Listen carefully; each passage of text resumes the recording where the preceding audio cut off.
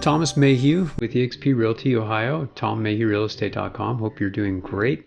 Just want to take a moment to talk with you about your buyer's agent. So a lot of people don't really understand how the home buying process works.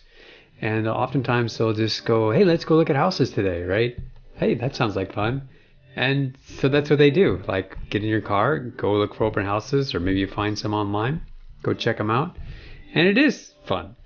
Now, the person that's sitting in the open house might be the seller's agent representing the seller with a fiduciary responsibility to represent the seller.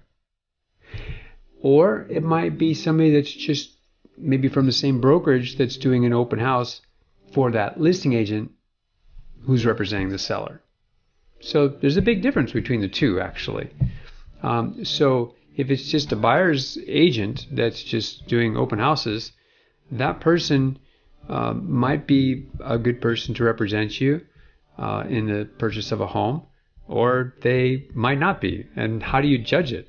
Is it based on the compliments they give you when you come in the door, like they not like your hair, or is it because they're very knowledgeable?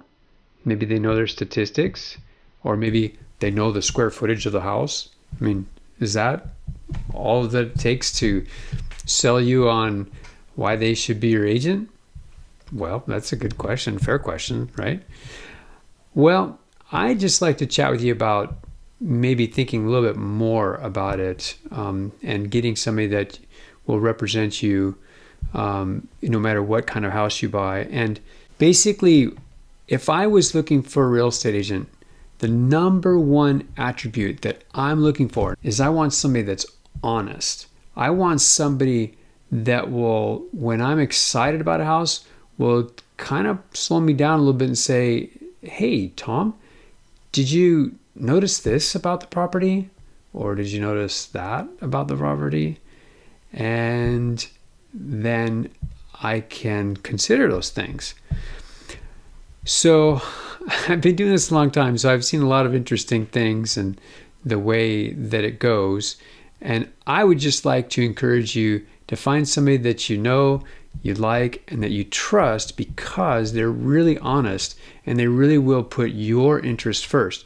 Now, if you get a buyer's agent that way, for them to have a fiduciary responsibility to you, you'd actually need to sign what's called a buyer agency agreement. So if you think about the listing side, the seller that's selling a property, they have a listing agreement with a listing agent. Why can't you have the same thing but with your buyer's agent? Now you're on an equal footing in terms of the level of responsibility they have to you to look out for your interests. And if you know them, like them, and trust them, well, you've got a really good basis for doing that. And then, you can trust the process that they're going to guide you really carefully through and help you not to make a mistake or something that you might regret. So, Tom Mayhew, if there's anything I can do to help you, maybe even if you're not even moving into my area or moving out of my area, whatever the case may be, I can help you out with getting a referral to wherever you might be going, even overseas. So I figured out kind of a shortcut for finding good agents. All right, so take good care.